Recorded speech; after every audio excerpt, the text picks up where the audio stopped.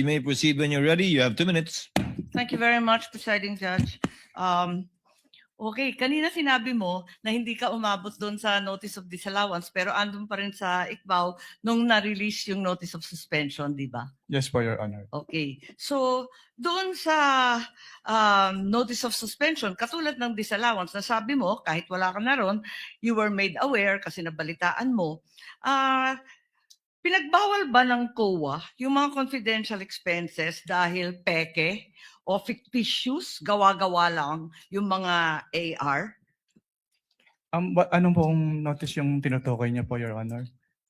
Doon sa mga AR ng OVP, meron bang sinabi na gawa-gawa lang, hindi tunay, peke? Dahil hindi po yan yung focus ng audit namin, wala po kaming basis para magkaroon ng findings po doon sa mga sinasabi niyo. So ang sagot, no. Walang sinasabi na fictitious yung AR. At doon sa AOM, pati sa suspension, gano'n na rin sa ND, sinabi ba ng COA na yung AR and documentary evidence of payments, yung DEP, peke, falsipikado, huwad? Since hindi po yan yung focus ng audit po namin, wala po kaming findings about that, Your Honor. Sinabi ba doon na falsipikado yung DEP at saka yung AR? Na it was forged, kumbaga? Wala pong ganong findings, Your Honor. Wala rin, di ba? At doon sa mga pangalan ng mga recipient ng award, tama ba ako sa pagkaintindi na hindi rin sinita ng COA yung mga kakaibang pangalan tulad ng Mary Grace Piatos, Andy Lim, etc. Ang sinabi at binanggit talaga ng COA ay yung mga datos na hindi tumutugma. Tama ba?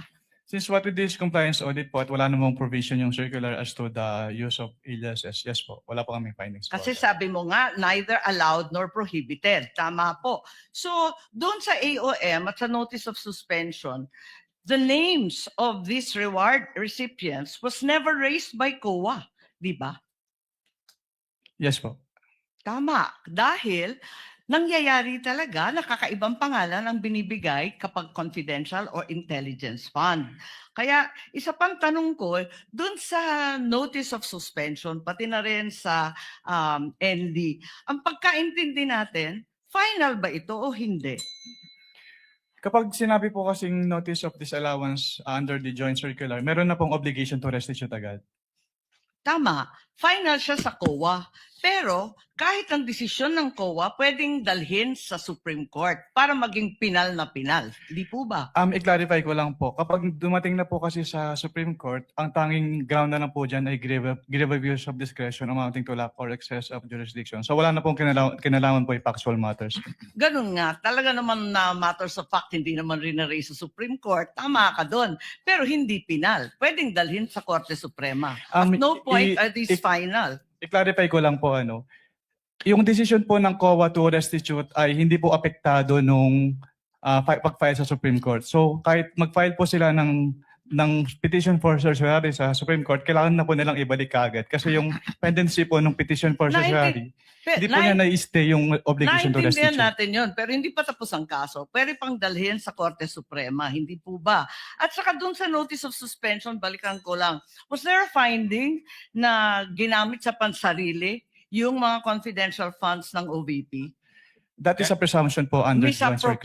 Misappropriated ba yun? Kindly wrap up. That is a presumption po. Hindi po kailangan directly sabihin kasi nagkaroon po ng presumption. Pero hindi sinabi. Sa madaling sabi, Pero dahil wala presumption talagang po siya, hindi po siya kailangan sabihin, Your Honor. Naintindihan ko, pero wala doon. Is there a COA finding na ninakaw ang confidential funds doon sa various AOMs and notice? Meron bang sinasabi doon na ninakaw? It was stolen? There is a prima facie evidence na nagamit po siya for personal use or benefit under the joint circular. Kaya nga. Kindly wrap up, Senator Judge Marcos. Yes, avail of I round am two. done, but I have questions kung may second round. There will be a round two, and I will register you, Senator Judge Marcos.